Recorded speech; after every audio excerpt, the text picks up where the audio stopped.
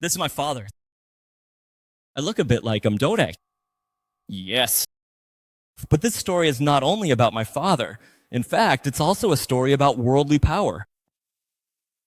My father graduated from the medical school at Busan National University, and at that time, he was truly one of the brightest minds. Just graduating from medical school wasn't enough to capture all of my father's wisdom, knowledge, and reputation. He was that smart and well known. My father became a doctor. He pioneered plastic surgery with the intention of making a lot of money, but back then, plastic surgery wasn't about cosmetic procedures. Back then, it was all reconstructive surgery, fixing broken and damaged faces. But my father was pretty much the first person in Korea to do cosmetic plastic surgery. He started making an incredible amount of money. And since there was no online advertising back then, all the expensive ads were placed in various newspapers, especially sports newspapers. My father's clinic had the biggest ads in almost every sports newspaper in Korea. I wondered if the clinic my father ran a long time ago was still there, so I looked it up on the map yesterday, and it's here. But the clinic my father used to run is gone, and now there's an apartment building on that site. That land used to belong to my father. My father had amassed a huge fortune. What do you think he did with it? If you're successful, wealthy, and have honor like this, what do you think you'd do? Right.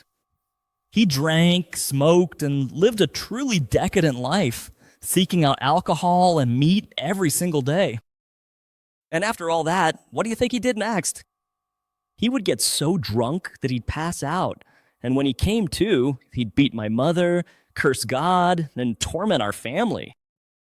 Whenever my father came home drunk, all of us had to kneel down. From my mother to all of us, we all had to kneel and listen to his lectures all night long. We had to listen all night to how evil God supposedly was and how foolish we were. My mother would always cry and say, "Kids, that's not true. That's not true." But if she tried to explain, the violence would start all over again. That was the life I saw my father live.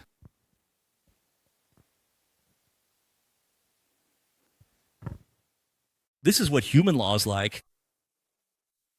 We humans think we're wise, but as we chase after wealth, fame, and power, we end up living reckless lives, not caring for others and only trying to elevate ourselves, getting trapped in human laws. My father had authority, and it seemed like that authority would never, ever be broken. It felt like my mother would have to live her whole life like a slave. How could anyone possibly bring down that wealth, fame, and real authority? Right, because he had fame and money, people followed him. Whenever my father called people over, our house would be packed with people. But do you think a person like that would listen to any other person? No. My father never listened to anyone. Back then, there was a relative who was even wealthier than my father. It was my younger aunt. My younger aunt ran a company, and she was running a really, really famous business. Of course, it was a small to medium-sized company, but she was the CEO of a business that most people would recognize.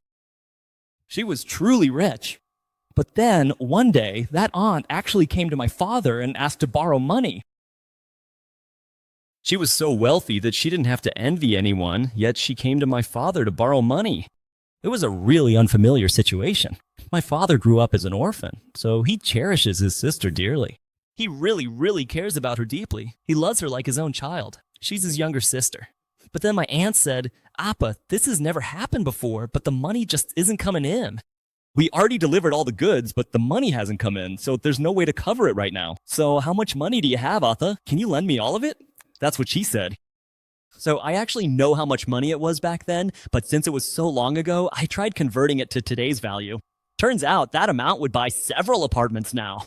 It was money worth several billion won. In today's value, I mean. He lent out his entire fortune without even discussing it with my mother. He said, "Take it and use it to get through this tough situation first." That was my father's entire fortune, at least all of his cash. But then, that was the year the IMF crisis hit. Yes. My aunt's solid company collapsed in an instant. There was no way to pay it back. All the wealth my father had was gone in a flash, just like that.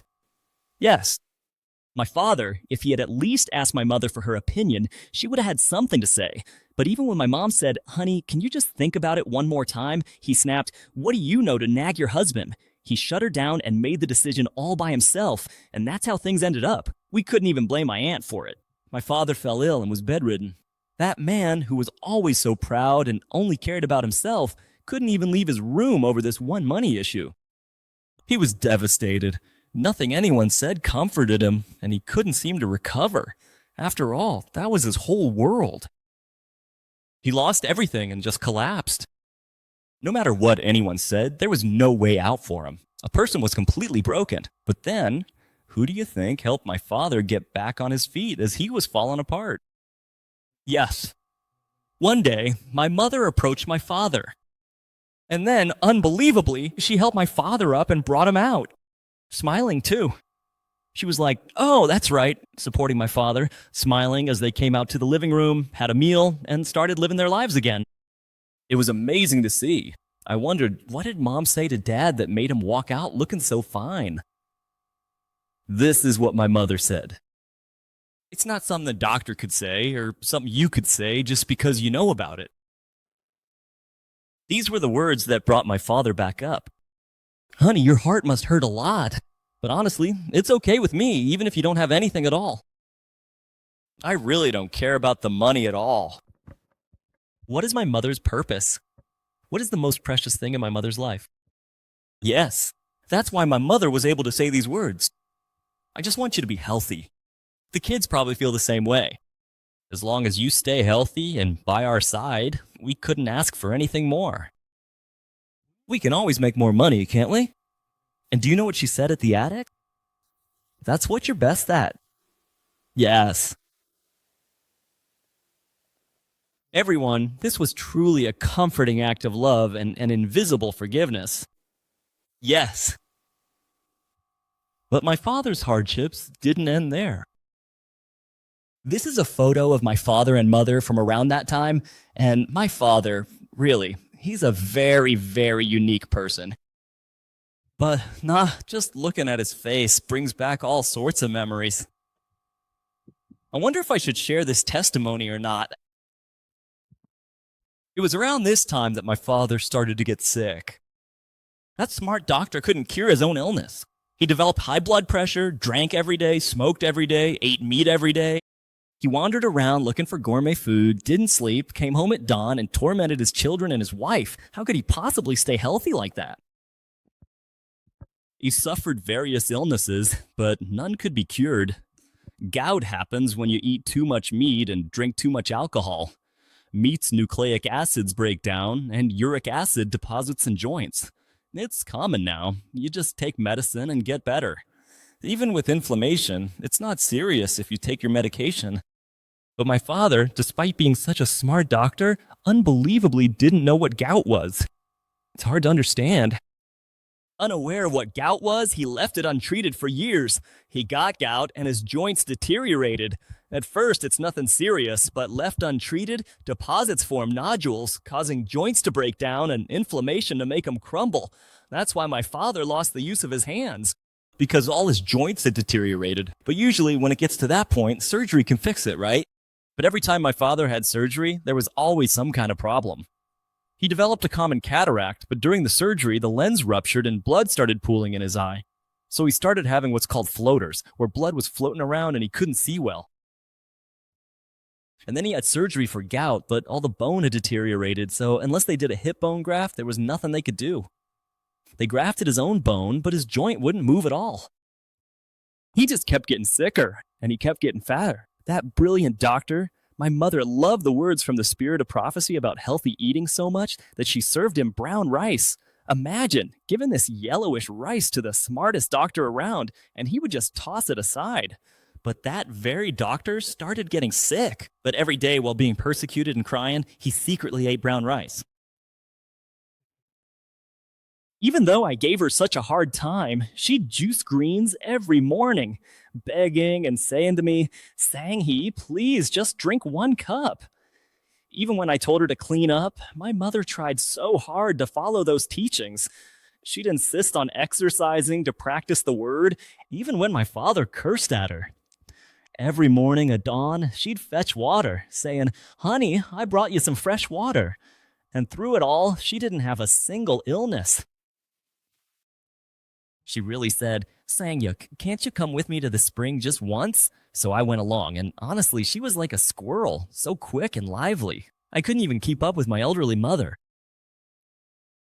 The Almighty God may sometimes seem to be lacking in his infinite knowledge and wisdom, but he faithfully protects and guides those who choose to obey him. If my father's trials ended with just this, my mother still wouldn't be able to handle it. With no money and now sick, who would stay by his side?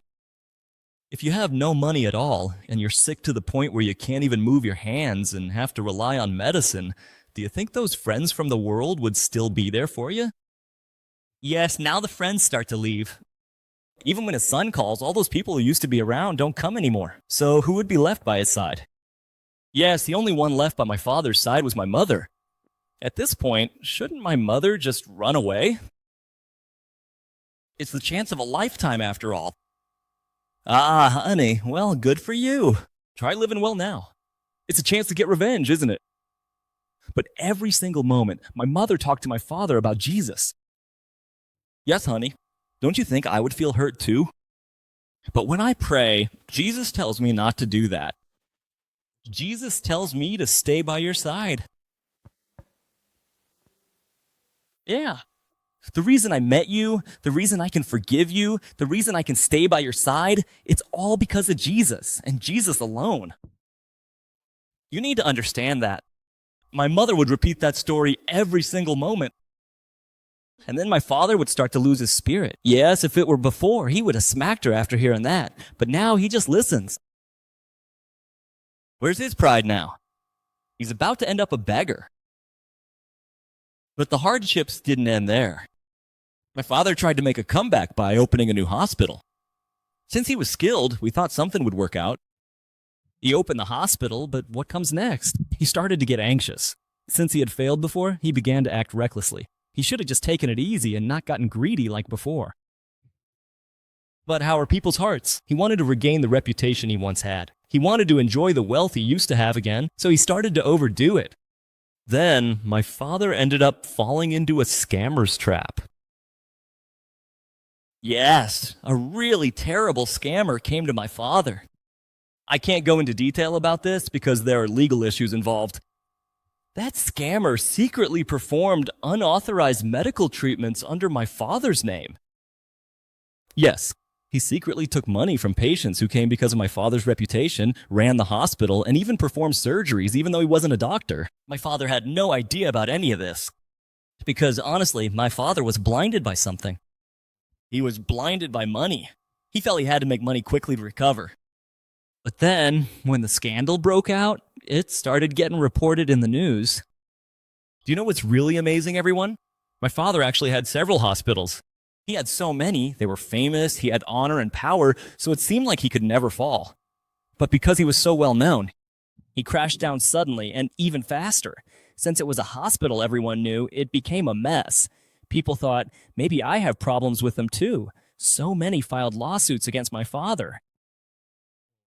My father started agonizing all night, trying to figure out how to protect whatever assets he had left. He really ended up bedridden from the stress. Do you know what my mother said? Honey, don't hold on to anything with regret. Yes. So my mother sold off all the remaining assets, not just cash, to cover the legal fees. She settled with everyone. My father was so frustrated, he felt like dying. Honey, I told you I didn't do it. It's not my fault. Honey, it doesn't matter. If you lose your health, you lose everything. My mother gave up the money for the sake of my father's health. She gave everyone exactly what they asked for. Yes, I'll give it to you. That is absolutely true.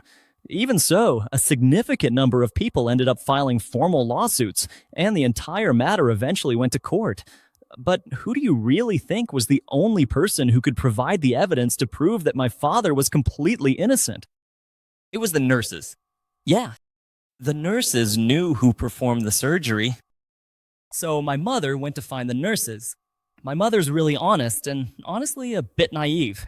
She doesn't know much about how the world works. Would just going to see them really work? They probably already have everything worked out among themselves. Even though such a big scam had taken place, what my mother said as she went was this: I truly don't want anything. Could you please just tell the truth as it is in court? I know it's a difficult thing to do, but please, just this once, think and tell the truth. Please. I thought it wouldn't work at all, but that person showed up at our house. And then that person started talking while crying. Ma'am, I'm really sorry, but I don't think I can do that. Yeah, that person who committed the fraud said they were so scared they even felt their life was in danger. So they said they were really sorry because they felt like none of us could tell the truth. What do you think my mother did in that situation? Yes. She prayed for him and told him it was okay. Yes, it's okay. Yes, don't worry. We'll take care of it ourselves. And what do you think happened to my father? He went to prison. I went with my father when he went to court for his trial. My mother was just those people who seem proud, authoritative, and impressive. They're actually weak in times of crisis. When hardship really comes, they can't stand firm. But when these kinds of trials come, who's the truly courageous one? It was only my mother. While everyone else didn't know what to do, my mother was always praying every morning. And after she finished praying, there was truly no one in the world as courageous as her. She used to be persecuted all the time and seemed foolish, but now she looks so strong and radiant, like a light in the world. As my mother walked out confidently, I was curious and asked her, Mom, do you have a solution? No, I don't. Then why are you so confident? Because I prayed. Because I asked God. Until I ask God, I'm afraid. But because I asked God, I know He will definitely be with me. Then the outcome is what God has allowed. That's why I can be bold. Meanwhile, my father was trembling with fear, and we went to the courthouse to watch. The person who once seemed the most powerful in the world was coming out in handcuffs. Yes, that was my father. He didn't make any excuses there. My father gave his final statement in his own defense.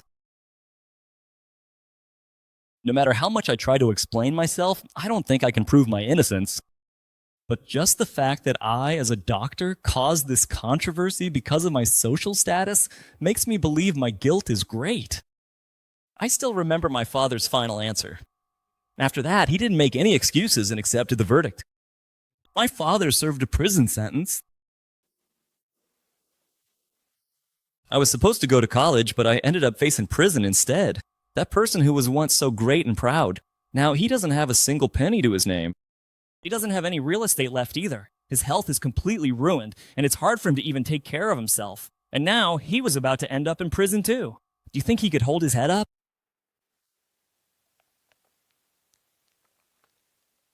On the day he went to prison, I couldn't go because I had to go to school. So my mother went with him. Before my father went to prison, my mother always prayed with us. Sang-yuk, let's pray together. Let's pray for Dad. My mother always prayed for my father. Let's pray that God will be with Dad. If we do that, even if it's a prison, I can feel at ease. Because God will be with him. And then my mother stepped outside to the door to see my father off. The very person he persecuted all his life came out to see him off when he lost everything and was headed to prison. Not a single one of his worldly successful friends was there. Only that woman came out to follow him. Can a man on his way to prison even lift his head? What could he possibly say? He couldn't say a single word, just hung his head and stood there like a real criminal. What do you think my mother said? Good for you. Yeah, you deserve your punishment. Do you think she said that? God's law was not quite like that. What my mother said to my father was so touching that I still remember it vividly. Honey, the kids and I gathered together and prayed for you.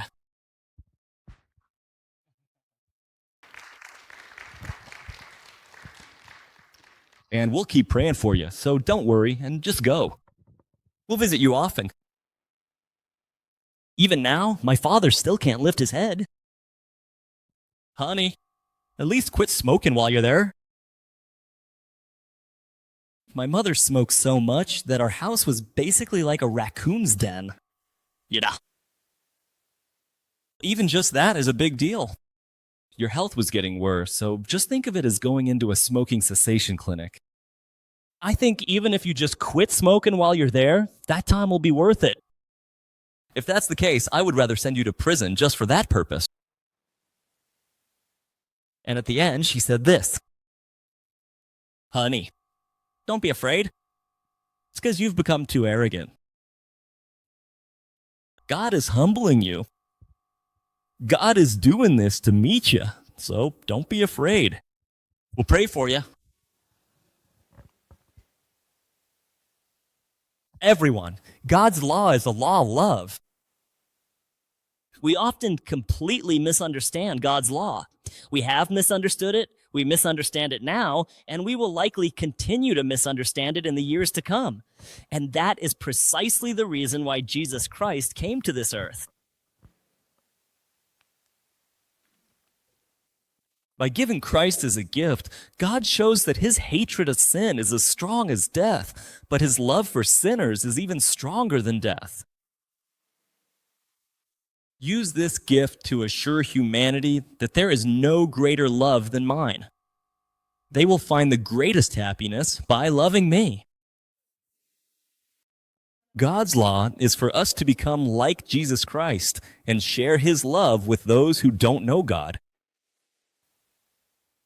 With such a beautiful law, why do we not follow it and instead follow human laws? It's because there has been a great controversy between good and evil since the beginning. The war over God's law began in heaven, and that war will continue until the end of the world. Everyone will be tested. Obedience or disobedience is a question the whole world must decide. Everyone will be required to choose between God's law and human law. At that time, the line of separation will be drawn, and there will be only two classes of people. Every character will be revealed plainly, and everyone will show whether they have chosen the side of loyalty or the side of rebellion. Friends, now I understand why, when I was young, my father would persecute my mother whenever she went to church, read the Bible, or shared God with us, and even threatened divorce, childishly making her choose between him and God. That was the spirit of Satan speaking through my father's voice. Because Jesus loved us with such an incredible love that he broke the power of Satan and completely liberated those who were held captive by him. That is exactly why the enraged Satan has gathered all his forces and is opposing Christ's work to save us at every single step of the way.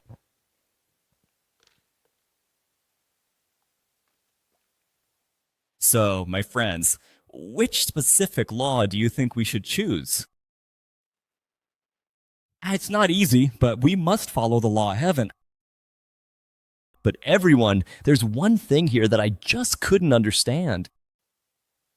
What I absolutely and completely could not understand was the reason why. Why in the world does a holy God even continue to love a broken and unworthy sinner like me? Honestly, for someone as cruel and merciless as my father, I thought he should be punished for his sins. But God even felt compassion for my father. God, to Jesus, not only my mother, but even my father, who persecuted her, were both lost sheep to him. I didn't know the gospel's truth then. That's why I can't describe how much I resented my father. I couldn't stand the world anymore. Was it just the money that made Dad so arrogant and act superior? Was it really just his health? And now, is he nothing special anymore? Isn't that just too much? He treated us like that over something so trivial? I really resented and disliked my father. But God God was meeting with my father, too. While I didn't realize it, Satan was actually attacking me, and God was meeting with my father. Little by little, my father was changing because of my mother's prayers and love, and now that he didn't have any friends, he needed somewhere to go. He started going to church. No one in the world welcomed my father, but there was someone who did. Yes, the church always welcomed my father, because Jesus' welcoming church is a place for broken sinners.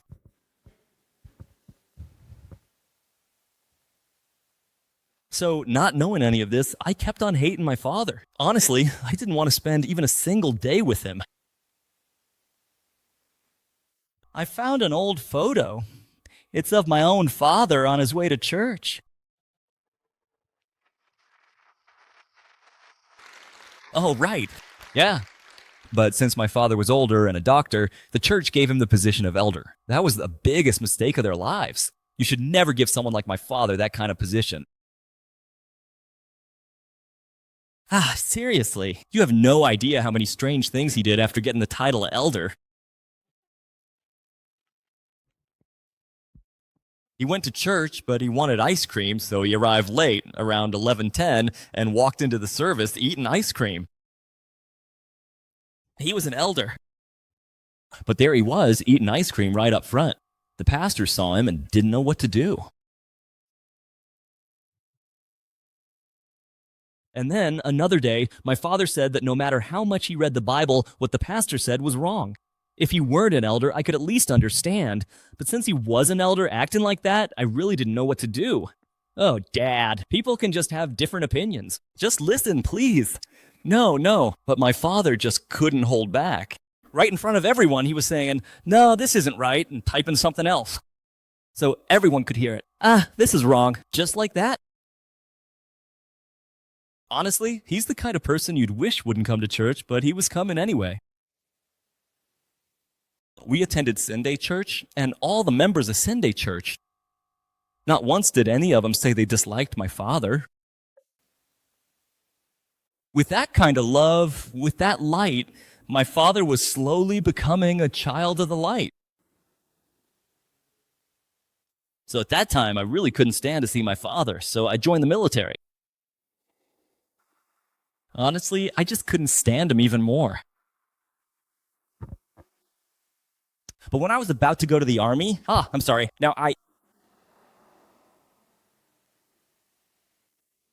But when I was going to the army, since I was a pharmacist, I went as a pharmacist officer. But I didn't want to show my parents, my father and mother, that I was going to the military.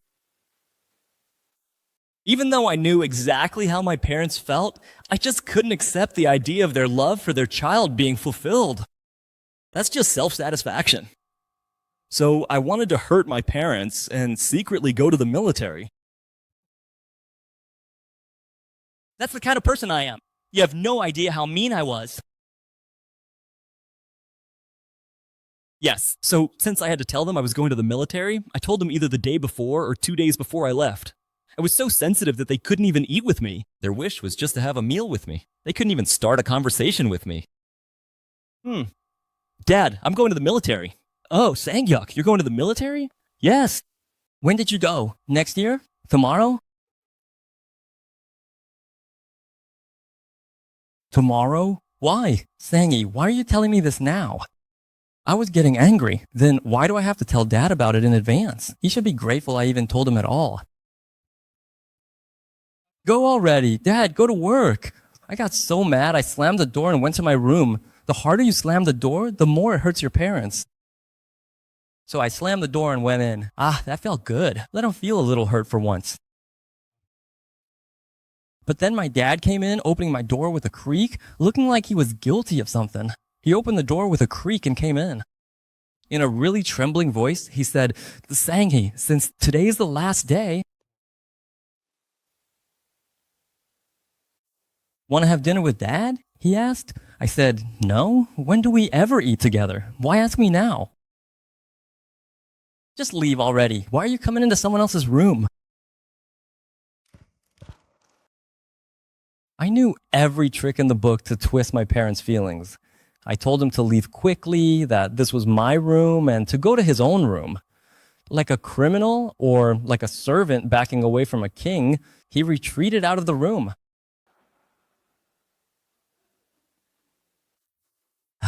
That felt so satisfying. As long as I didn't let them see me go to the army, my 3-step combo would be complete. Dad would be totally knocked out. I lived in Buchen, but I had to go to Yongchen in Daegu for my military service. I had to leave early in the morning. I figured if I woke up, my mom and dad would probably already be up, and they'd say something weird. So before dawn, really before the sun even came up, I packed everything and went outside. It was winter. I quietly opened the door and snuck out, and I wanted them to feel that emptiness the moment they realized their son was gone after coming out to check. It was really cruel. I snuck out quietly, tiptoeing away. But there was a sofa in the living room, and suddenly one of the rocks on it started moving. It was twitching and moving like this. What is that? What could that be? It was my father. Thank you, Ved. It was the middle of winter, and he hadn't slept a wink all night.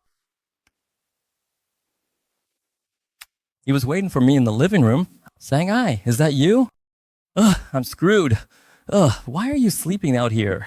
Dad, what are you doing? Why are you sleeping here? This is so annoying.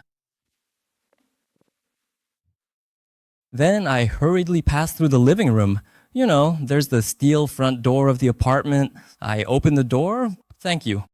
The door has to close with a bang for all that waiting to feel pointless. Now, he let go, so the door would slam shut. It should have made a loud bang, but there was no sound. Since it was winter, my dad was sleeping in his ochre-colored thermal underwear, and suddenly there was this rattling noise. My dad, just wearing those ochre-colored thongs. He came out, grabbed the door with a snap. Sang-hee, are you sorry? I was so shocked. That proud person was actually apologizing to me. He said, "Sorry, do well in the army." I didn't even look back. I just kept thinking, "Come on, elevator, hurry up, hurry up." Then the elevator finally opened with a ding. But when it opens, you have to look back, right? You have to turn back and face him again. Man, I really don't want to look. Why is he saying something like that right now? I turned around in the elevator and I could see my father's eyes. He bit his lip gently once. And then he said, "Sankey, I love you."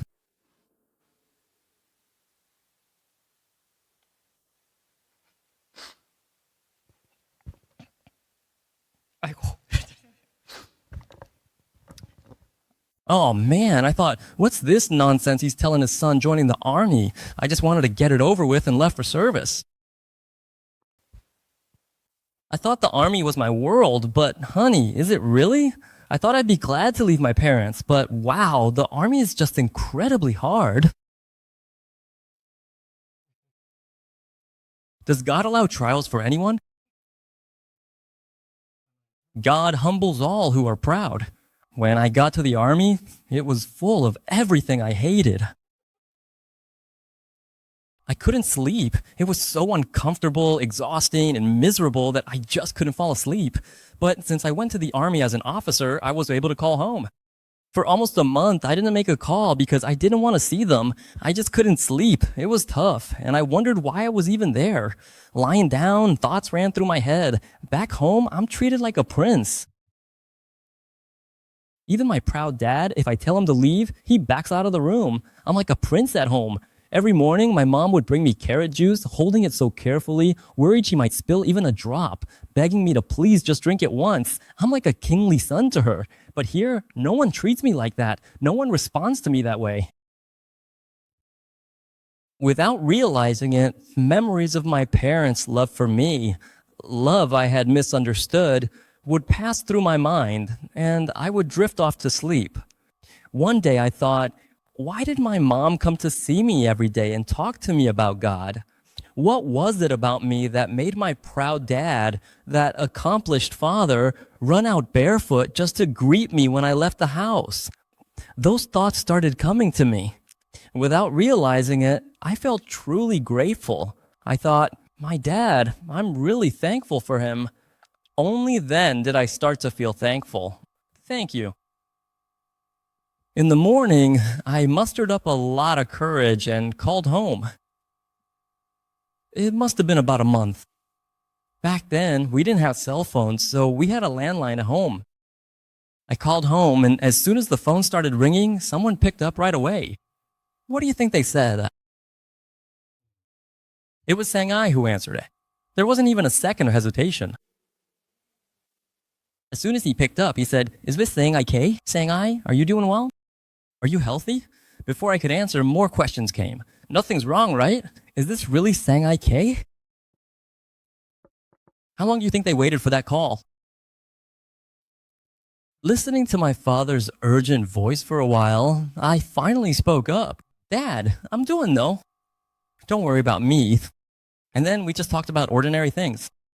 But the reason I called today wasn't to talk about those things. There was this unexplainable pang in my heart, and that's why I called.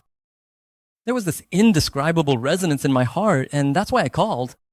I called because I thought I might regret it for the rest of my life if I didn't say this, but the words just wouldn't come out. I told myself to be brave and just say it quickly and get it over with, but I couldn't get the words out. I kept listening and missed my chance, missed it again, and just when it was almost time to hang up, I called out, "Dad, Dad, why sang he?" "Dad, the night I left for the army, you couldn't sleep at all, right?" "Of course." "How could a dad sleep when his son is leaving?" "Your heart must have hurt a lot." "Of course it hurt, no doubt about it. You have no idea how much it hurt." Sang he, "When you do that, it really breaks my heart." "Dad, I'm sorry." "I did it on purpose to hurt you, Dad." "Please smile, Dad." "Did ya?" I gathered up my courage. "Dad, why?" "I love you."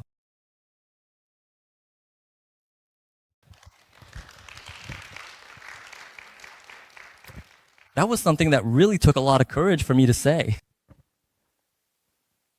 My father-in-law has a go-to line for when he's awkward. He says, "Son-in-law, I'll put your mom on the phone." Then he bolts. "Honey, honey, answer the phone." It was a conversation that neither my father-in-law nor I could handle.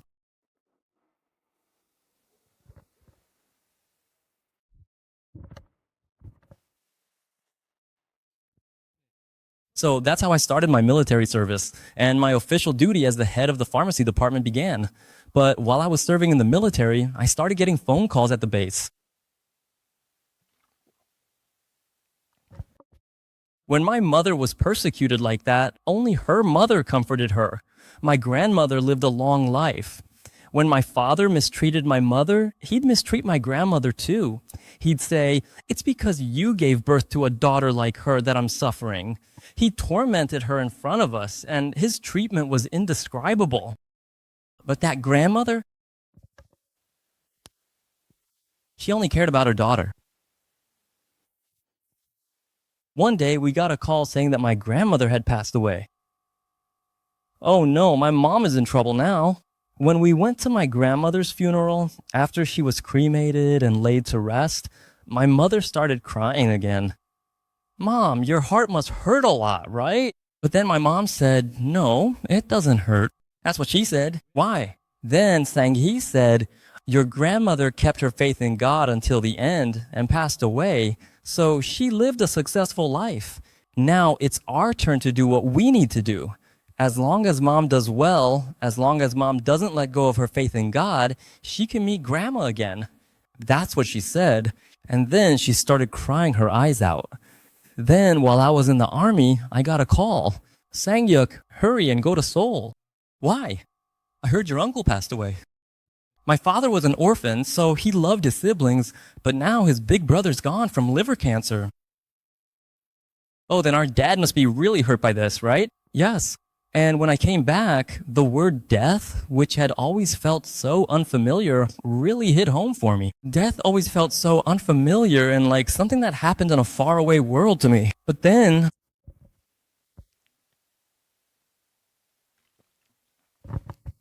Huh? My grandma, who was always with me, and my uncle are both gone now? But now they're no longer in this world. They existed just yesterday, but now they don't. That was so strange to me. Then another call came while I was in the military. I was in training when I got the call, "Sangye, I think you need to get to Seoul quickly." Why? They said there was no one left who might collapse. But now my father had collapsed, and my father's illness kept... Thank you for the water. His illness got worse, and that's why he collapsed. But no hospital could figure out the cause of his collapse. Even my father didn't know, and no one could find the cause. He just collapsed without consciousness and was hospitalized. At that time, I was a pharmacist, but even when I looked at my father, I didn't know anything. For the first time, I was confronted with my own ignorance. I realized I had just wasted time getting my pharmacy license, but I didn't actually know anything. I didn't know why my dad was sick, and even though I was a pharmacist, I didn't understand why the medicine he was prescribed was given to him. That's when I realized my own ignorance and incompetence. And then one day, I found myself praying under my desk. I had never prayed seriously before. While I was praying under the desk, for the first time, I started to share my heart with God. God, I thought I hated my father, but, I don't think I actually really do. It just didn't feel right for things to end with its passing. It would just be another boring and sad story in this world. So I pleaded, "Please, I'm begging you, save my father. Please let him get up again." I started praying for my father, but my prayers weren't being answered. Then I remembered something my mother once told me. "Sanhee, everything in this world was created by God. You, your father, and I were all made by God. Sanhee, you are a gift from God to me." I said, "No, Mom, I'm yours." But she replied, "No, you belong to God." Suddenly, my prayer started to feel so empty because everything already belongs to God, yet here I was praying about it. My father belongs to God too, so why am I asking for him to be saved or not? Why am I asking for something that's not mine? All the things I promised to give if he saved my father, they were all God's to begin with. I had nothing to offer.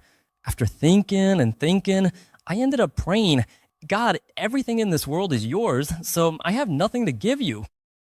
So please, let me be able to think of what you've given me as my own.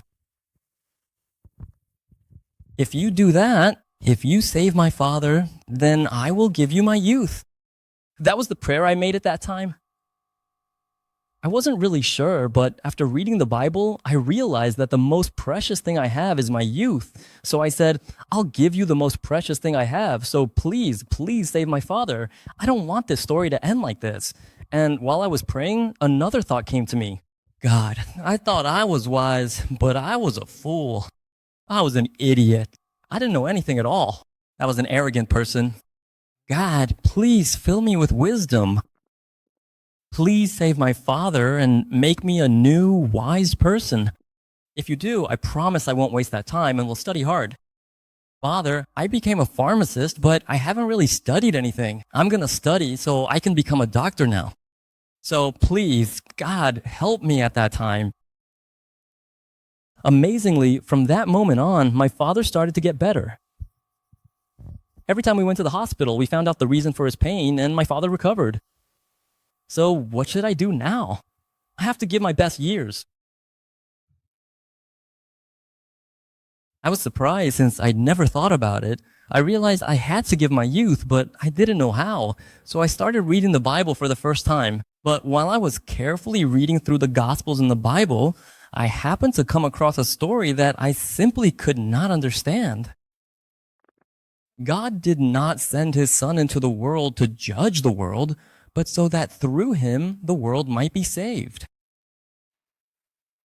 Before we even met him, Jesus Christ had already come to this earth. Jesus said, "Get up, pick up your mat, and walk."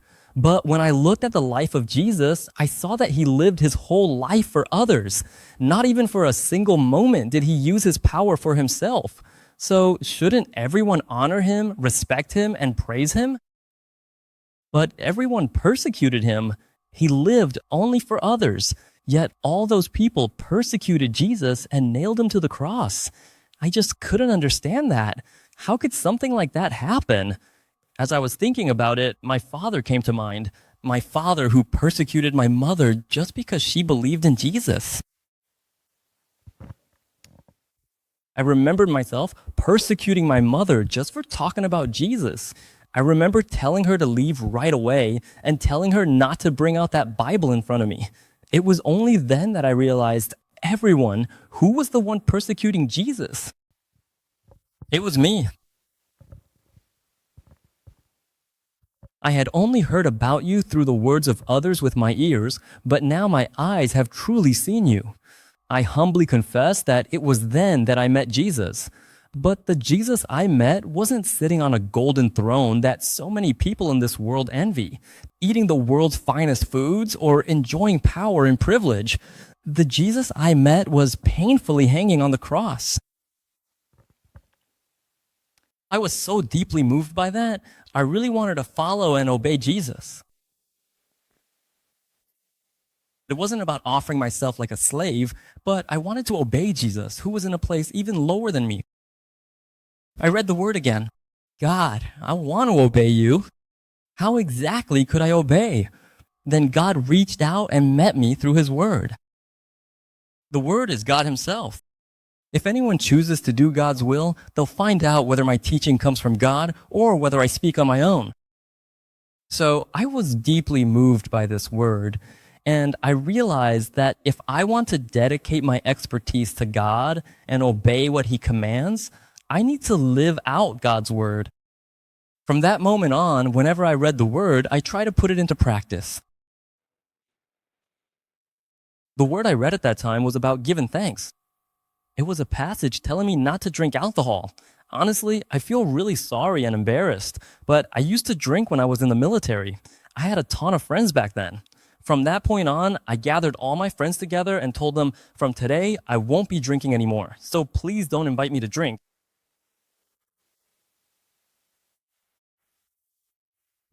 And I felt like God was telling me not only not to drink, but also not to even go to drinking gatherings. So I told them not to look for me or call me anymore. At that time, one of my friends was really upset and gave me a hard time about it, saying, "How could you do this? How can a person act like this?" So I told that friend what I had shared yesterday and today. I said, "I used to party even harder than you and was even more greedy for worldly things. But now, all of that just feels so pointless. I've come to know God and I want to study hard." They were 29 years old at the time. They kept asking, "What are you even going to do by studying now?" I said, "I don't care about that. I don't care if it's late. I just don't want to live like I used to anymore." Then they asked, "So why are you studying like that? What are you trying to do?" So I said, "I want to become a doctor." He said, "What do you mean becoming a doctor at 29? Just keep working as a pharmacist like you've been doing." He's from Ulsan, and that's what he said. He kept telling me that every day. But I kept saying I was going to do this no matter what. Then one day, that friend, he was the head pharmacist at my pharmacy, suddenly kicked open the door and came in. I was nervous, wondering what he was going to ask for this time. But he said, "Hey, you really want to be a doctor that much?" So I told him, "Yeah, I'm going to make it. I'm going to study and become a professor." And from that day on, he stopped drinking too. He said, "Hey, I'm going to study like you too. Don't be a coward and study alone." So he came to my room and we studied together. That friend is now a level 5 government official. I really wrote so many research papers. He wrote 30 to 50 papers. He's much younger than me, but he became a civil service researcher. I said he'd be a professor, and he actually got several offers from universities, but he didn't want that, so he turned them down. God gives the privilege of becoming children of light to those who obey him. And he wants that light to shine not only on those people, but also on those who persecute them. By God's grace, I entered the Pusan National University Medical School. Surprisingly, this is where my original story begins. So if this story ends up being a bit short or lacking, I'll continue it for you tomorrow. When I was in elementary, middle, and high school, do you think I was a good student or not? I really wasn't good at all. I didn't have any dreams, you know? I was pretty much at the bottom of the class. Our very perceptive professor, when I was a senior, said in front of everyone, "I'm sorry to keep saying this publicly, but honestly, with a clear conscience, there are two people I really shouldn't let graduate. One of them was the captain of the baseball team, and the other was me, Cho Sang-ai. My grades were really scraping the bottom. I didn't have any goals. I didn't have any dreams. I was really bad at studying. But then, as I was studying and applying to schools, they started looking at my academic record again. There wasn't a single college I could get into. My grades were just too terrible. But I prayed, and if I could go anywhere, the university I wanted to attend was Pusan National University. That's because Pusan National University is where my father graduated from.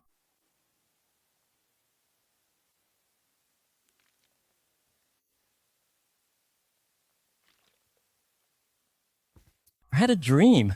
I grew up watching my mom and dad fight all the time, you know? They always fought because of God. The reason was always the same. I really wanted to stop those fights. But one day, I wondered if there was something I could do to make them stop fighting. You see, to my dad, I was like the weakest finger, the child he worried about most. I was the son who always followed him around, so I became someone he couldn't treat carelessly. So I prayed, God, if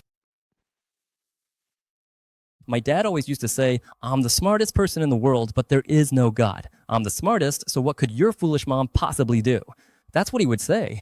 So I thought, God, if I become even smarter than my dad and show him how I serve you, then maybe he'll never be able to say those things again. That became my goal, to become smarter than my dad. But to prove I was smarter, I needed something to compare myself to. But there was nothing I could really compare with. So I wanted to go to the same university as my dad. I wanted to be seen as better than him at the same school. And then I needed to show my dad how I serve God. But interestingly, when I started studying, I didn't know what to focus on, so I started with studying English. Not knowing what else to do, I just studied English.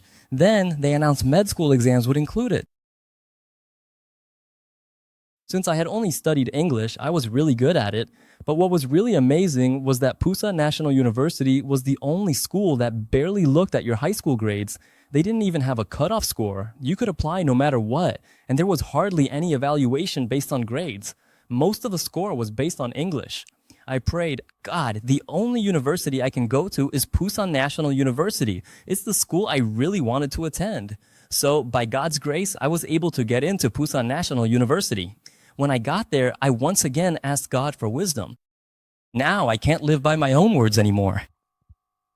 At that time, this was the message God gave me. Have you seen someone skilled in their work? Such a person will stand before kings and will not stand before obscure people. That was the message. It was really engraved in my heart. I realized I needed to be skilled in my work. Then I'll stand before kings. Let me see who these kings are. Let me see their faces at least once. That was what I was thinking. What does it mean for a student to be skilled? It meant being good at studying. Even though I started at a very late age, being good at studying became my mission. I can't even tell you how hard I studied. But since I didn't know how to study, I just didn't know what I was supposed to do. I had never really studied before. And even there, I couldn't just buy 12 books and keep reading them all the time. So I came up with my own method. God, I don't have confidence that I can study well. So I don't even know what place I'll get, and I don't have confidence that I'll do well. So please just help me keep the promise I made with you. This is the promise. I will never be late. I will never fall asleep during class. I will stake my life on understanding what I learned that day, and I will always sit as close to the professor as possible. And no matter how small the assignment or homework is, I will never look at someone else's work. God, if I put this into practice, please tell me that these 4 years were faithful. I don't have confidence that I can do better than others. I prayed like this and really studied hard. But Up until then, when I studied, I only solved test questions just to pass the exams, so I didn't really know anything. I was empty, just a noisy, empty can with no real knowledge.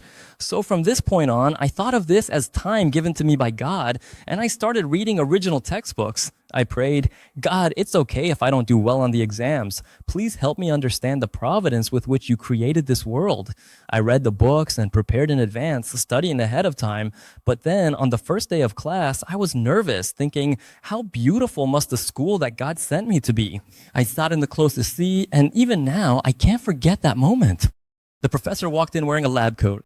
He came straight from seeing patients to teach the class. The professors at Samyuk University are really caring and kind. They love their students and even invited us to their homes for what they called parties. We even got to eat meals at the professor's house. So I was expecting that kind of atmosphere, but then the professor just walked in from home still wearing the lab coat. He didn't even say hello, just started writing something on the board. After writing, he asked, does anyone know what this is? I was thinking, what is this? He didn't even greet us or start the class properly. Who would know the answer to that? It was ridiculous. Of course no one knew. He was like, you idiots, what is this? You fools, what is this? He said, you idiots, your parents are probably so proud that you got into medical school, but you're just fools, a bunch of dummies. I've never seen a proper student until now. You don't even know this. And that's how the class started. For the whole hour, he kept calling us idiots, and that's how the class ended. All I can remember is being called an idiot, idiot, idiot. So I went home and tried to study, but I just couldn't focus. I mean, I really was an idiot. I had no reason to feel wronged. I'm an idiot, so if I'm called one, it's true, but I still felt upset. God, I thought I knew you now, and I'd study right. I'm a child of God. So suddenly, I felt so wrong that I didn't even care about doing well in my studies. I just didn't want to hear that word idiot again. So I started to prepare in advance, trying to guess what questions the professor might ask. I think they might ask this. I think they might ask this one too. So I organized and studied the answers. Oh, it must be this, it must be this. And then I just waited for the professor to come at him. When the professor came in, he didn't even say hello again. He just started writing all over the chalkboard. Does anyone know this? He was about to call us idiots, but I raised my hand right away. I was sitting in the seat closest to the front, but he couldn't see me because my hand was too low. He was about to call us idiots again, but the students started murmuring. My hand was still up, and it was something I studied just yesterday. I hate being called an idiot, but as the class was murmuring, the teacher looked around and said, "What's up with you? Are you trying to answer?" I said, "Yes." "Stand up. Go ahead and answer." "Yes, sir." "It's this, this, and this, and it's because of these reasons." He was surprised. "That's correct." "But professor, however, if the intention behind your question was this, this, and this, then the answer could actually change to this." "But professor, if you also considered things like this, then the correct answer would be this." That's how I answered. He was really shocked. He couldn't say anything. "How did you know that?" "It was in the book." Wow, there's just no way to look cooler than that. Back when I didn't know God, I was addicted to video games. When I played games, I'd fight with others and feel a rush when I won, but honestly, nothing compares to this feeling. I had 130 students, and it felt like I took down the enemy leader in one blow, right in front of all 130 of them. Who are you calling an idiot now? I prep daily to answer questions, but every professor does the same. They ask, anyone know this? Hands go up. No one, they say as the class murmurs. You, try answering. Professor, it's for this reason. That's what it is. How'd you know that? It was in the book. Wow, it felt so satisfying. Now, do you know what happens when the professor comes in? Hey, who's Cho Sang-I? Hey, Cho Sang-I, stand up. Do you know this? Ah, professor, that's this. How do you know? I'm telling you, it's in the book. It's all written in the book. One day, I was just so sleepy, so I started taking off my clothes. It's not that I'm good at studying, but I had to keep my promise. I couldn't let myself fall asleep. I was so sleepy, my eyes were drooping. So I undressed. After that, you can't really take off your undershirt. Down to my underwear and stuck, a friend taps, saying like, hey, this is uncomfortable. Put your clothes on. Sorry, I'm so sleepy. No clothes left. I poured water on myself. During class, I poured water on myself to wake up. Then the professor would say, "Student, listen. It's really hard for me to teach like this. I can't focus on my lecture. Please." Professor, sorry. I'm just so sleepy, I said, pouring water on myself. Yeah. But from then on, because I was making such a scene, rumors started going around that the top student at our school was Joe Sang-ik. I barely finished last in pharmacy school with a grade of 9, but everyone assumes I'm the top student who has all the answers. Now people keep coming to me with their questions. Honestly, to put it bluntly, it was driving me crazy. I don't know anything. I have no idea, and I feel like I'm going to get everything wrong on the test. I'd never taken a test before, but when people asked me questions, I actually knew the answers. They'd ask about things they didn't understand, and it turned out everything was exactly what I'd read the night before, so I helped them. Since I was really bad at studying, I actually understand why people don't get certain things. Hey, you don't know this, do ya? Didn't know that? If you're missing this part, check the book. It's right here. You have to know this. Understanding this solves the problem. Otherwise, you can't solve it. Then it's in this book. If you look at this, you'll understand. All right, now you're good. So now this is all that's left. But be careful with this one. If you look here, you see this part is different. This is a trap. It's a trap to trick people like you. The answer is number 4. But honestly, I'm sorry. This could be wrong. I've never been good at studying, not even once. This is my first time really studying, so just take it as a reference. I hope this helps you out.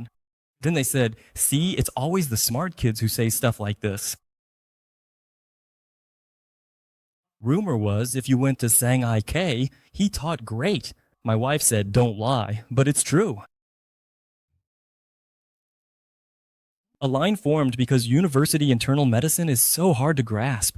With few but tough problems, students queued up to ask questions until the line stretched down the hall.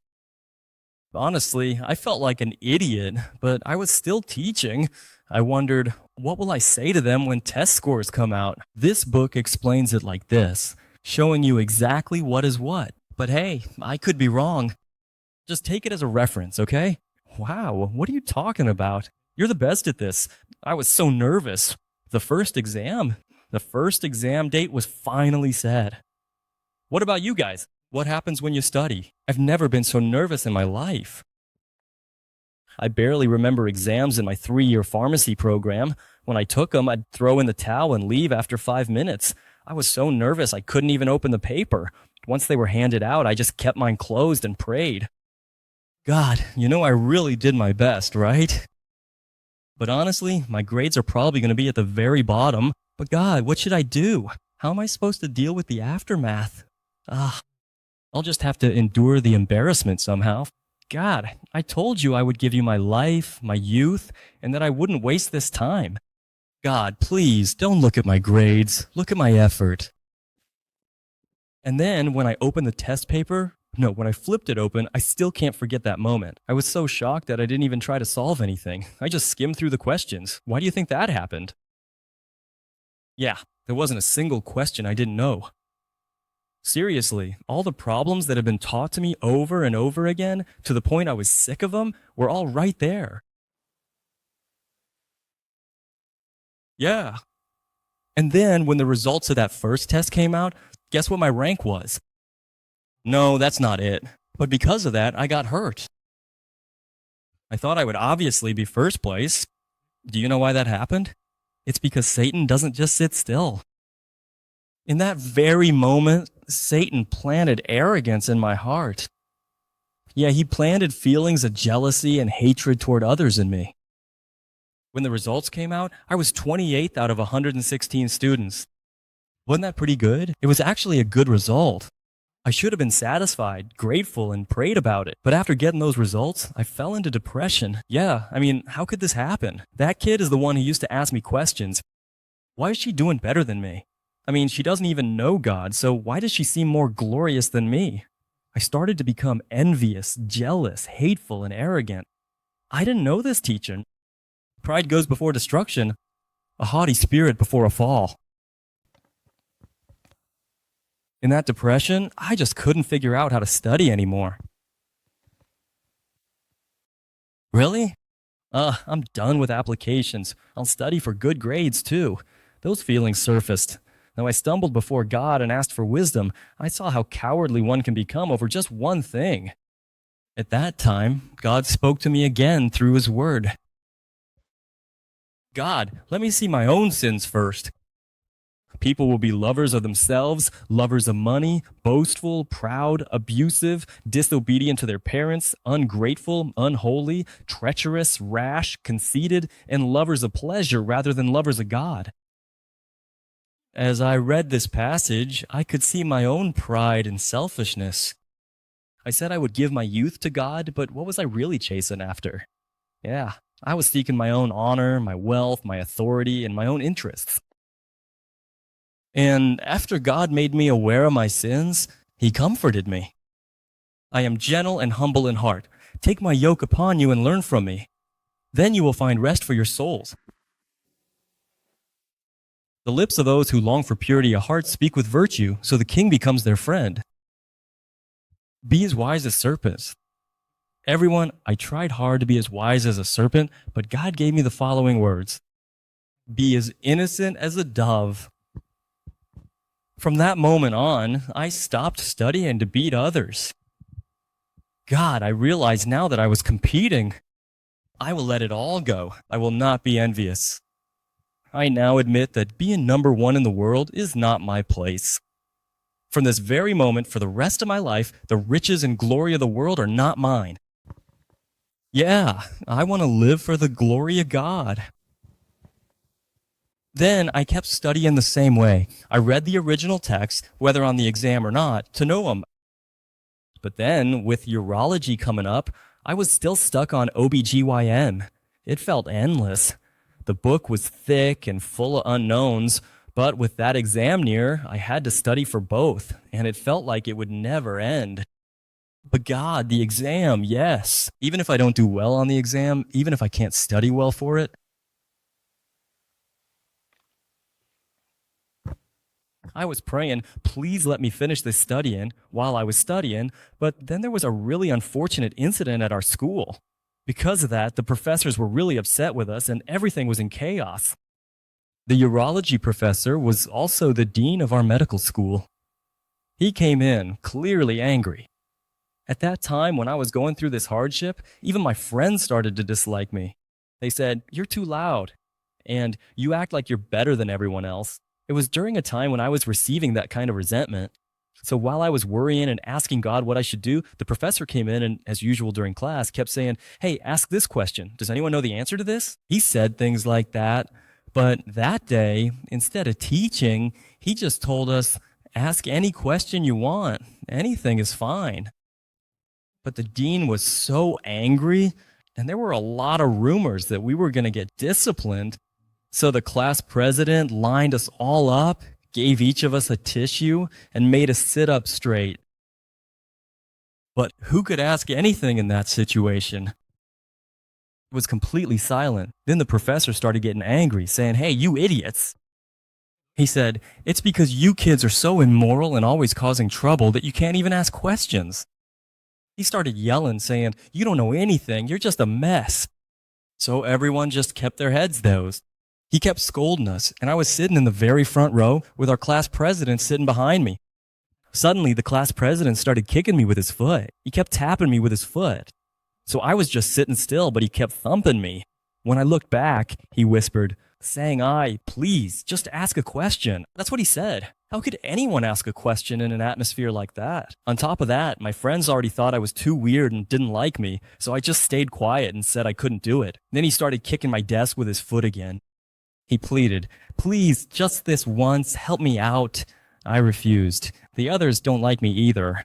Who doesn't like you? When I looked back, everyone was holding up their fingers, signaling, "Just this once." All 140 tried to flee, but they were looking at me, begging, "Please, just this once. We'll never bully you again. We won't badmouth you. Help us just this once." That's what they were doing. I can't do it. I turned back around. "Hey, what are you trying to hear?" Then a paper note came flying at me. It hit me right on. When I opened it, It said, "Sangai K, please, I beg you." I raised my hand. They were cursing unseen, lots of murmuring. What's going on? Why is everyone murmuring? Then finally, he looked at me. "Who are you?" I was so nervous I couldn't even speak. But then, seriously, all 140 people said at the same time, "I'm Jo Sung-ai." That's what happened. What'd you say? What'd you say? Again, I'm Jo Sung-ai K. Wow, I couldn't even lift my head. So I raised my hand and asked about the problem I couldn't solve back in OBGYN. It was a question that wasn't in any book, not in any paper, and not in any past exam, but I asked it, and the professor was surprised. "What did you say your name was?" I was so nervous. "It's Jo Sang-I-K." Jo Sang-I-K? All right. "What did you say your name was?" He asked me again. "It's Jo Sang-I-K." He said, "I'm asking because I'm old and I think I'll keep forgetting your name. What'd you say your name was?" That's what he said. "It's Jo Sung-I-K." Right, Jo Sen-yi. "I'm going to ask you your name every time I see you until I don't forget it anymore. I've never seen a student as outstanding as you. How could I ever forget the name of such an excellent student like you?" That's what he said. And then he said, "This is the kind of question you can't ask just by studying a little." He said, "It's a question you can only ask if you've been obsessed with searching for the truth." He said, "I can't even dare to evaluate you just by calling you outstanding." In front of everyone, the dean of the medical school said this to a student.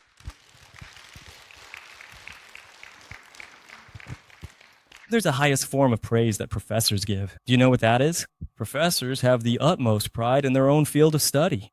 Wouldn't you like to join the urology department? That's what he said. Wow, I was so grateful. It felt like God was answering my prayers. "Sangi, what's wrong? Why are you getting hurt over something like those test scores? Why do you think I've forgotten about you?" "I haven't forgotten you." It felt like he was telling me, "I'm always calling your name." Everyone, I think if we go just 5 more minutes, we can finish. So let's wrap up. We're almost done, sooner than I thought.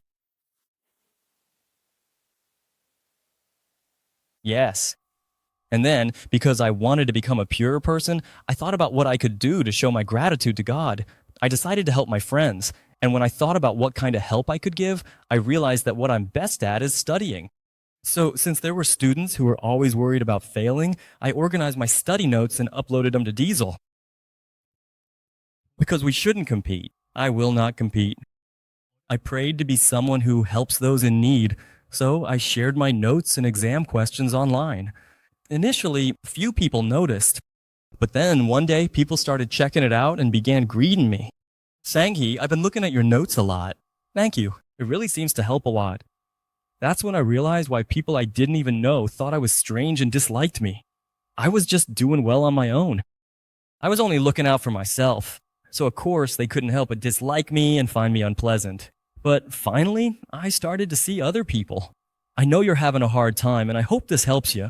I told myself I'll organize the notes every day, so if you look at these, you won't have to repeat a year. And I started organizing them. But one day, I walked into the classroom and there was this big whiteboard at the back of our classroom. I looked at the whiteboard and someone had written something really big with a marker, and when I saw it, I just burst into tears.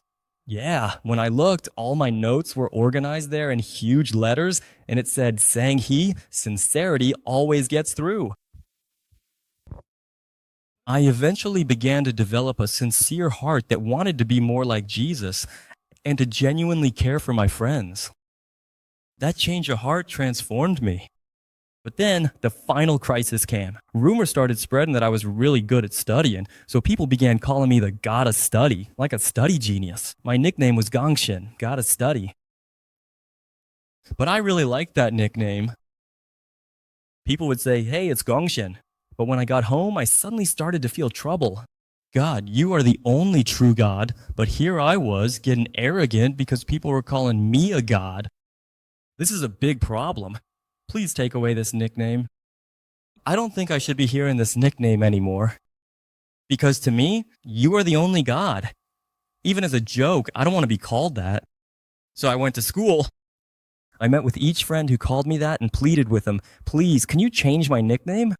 But they were like, "What are you even talking about?" I explained, for this and that reason, because I go to church, I don't like being called Gongshin. But there was this one guy who looked really scary. He was seriously intimidating.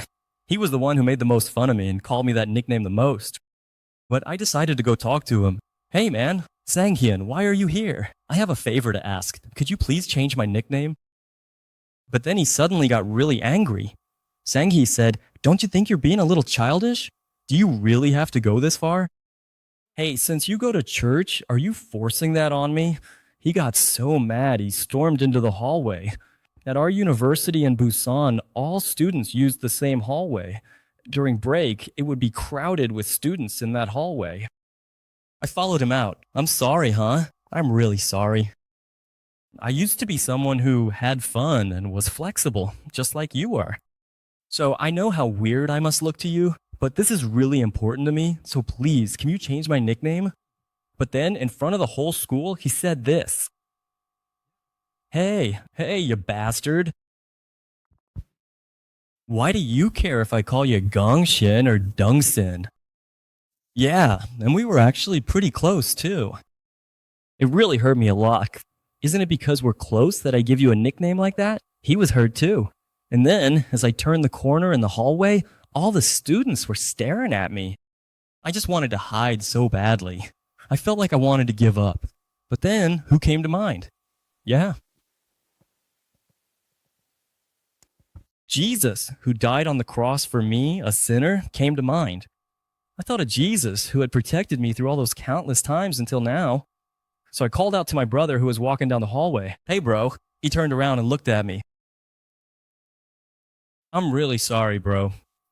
But for me, there is only one God, and that's the Lord. After that, he never called me Gongshin again. But those words were my confession. It was my confession of love for Jesus, who protected me all my life and shed his blood for me. After that, the grades came out. How do you think I did? I didn't study for myself. I studied so I could teach others and shared everything I knew. From that point on, my grades started to go up. After that, I ranked 4th. And then I finally became number 1. Yes, but when I got first place, my grades were, it was a perfect score, 4.5 out of 4.5. It's really hard to get a perfect score in medical school. That's the way I study it. When I was about to throw away all my books, my wife told me to keep a few pages, so I took pictures of them before tossing them out. Yeah. But around that time, my father came to visit me in Busan. My father and mother said they were coming to Busan. I found out the cause for my father. It was a cerebral infarction, stroke. He had 7 strokes. His kidneys failed, so we had to go on dialysis. Even before that, his electrolytes would get out of balance and he'd collapse from that or another stroke without realizing it. Now, after several strokes, he can't walk anymore and constantly needs dialysis. I remember he was on dialysis, and when his kidneys worsened, he said he wanted to come to Busan. Due to his strokes, he gets too carsick to ride. Whenever he did, he would get sick every 20 minutes and need to stop. Still, he wanted to see his son. My father was so happy when I told him I got accepted into medical school. That was my father's dream. But even though he was limping and couldn't take care of himself, he insisted that he had to pay his son's tuition, so he went around looking for a job. Yes. So when I heard that my father was coming to Busan, I felt really uneasy. But honestly, my mother, she can't drive either. My mother brought my father, and it took them 9 or 10 hours, stopping at every rest area along the way to take breaks to finally get to Busan. But instead of relaxing or going anywhere, they just came straight to my room. He sat there. I told him, Dad, you've been through so much. Why'd you even come? You could have stayed home. Then my father would sit at my desk and look through each of my books, page by page. Yeah. After finishing one book, he'd take out another and start reading that too. Smiling proudly, I told him, Dad, I can't even put it into words, but I really studied so hard. What my father said was, Sang already knows. He said, I've spent my whole life studying. Do you think I need to be told to know?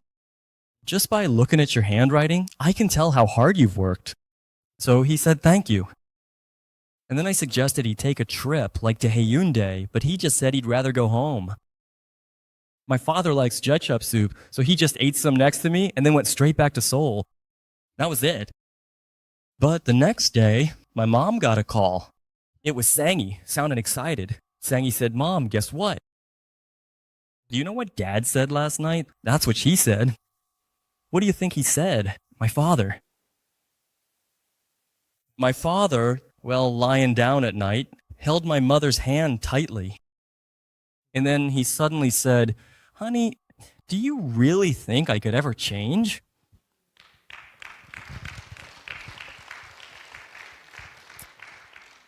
He asked, "Honey, since Sangai K has changed so much, do you think I can change too?"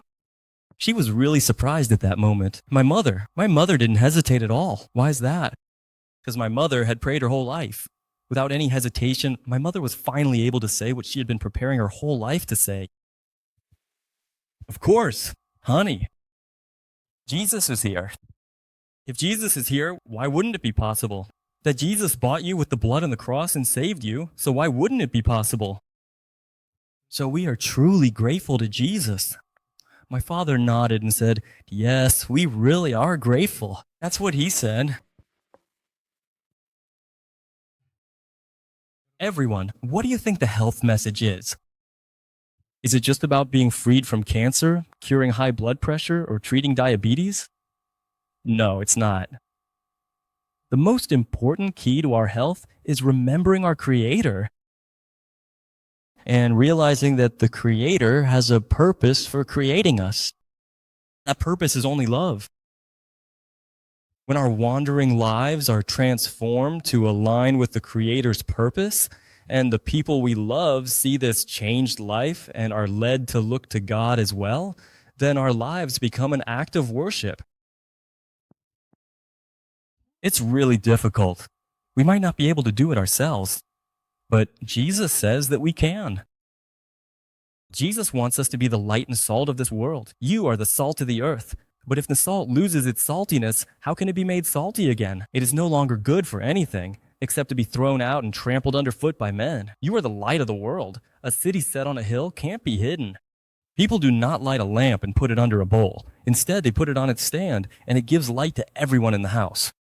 In the same way, let your light shine before others, so that they may see your good deeds and glorify your Father in heaven.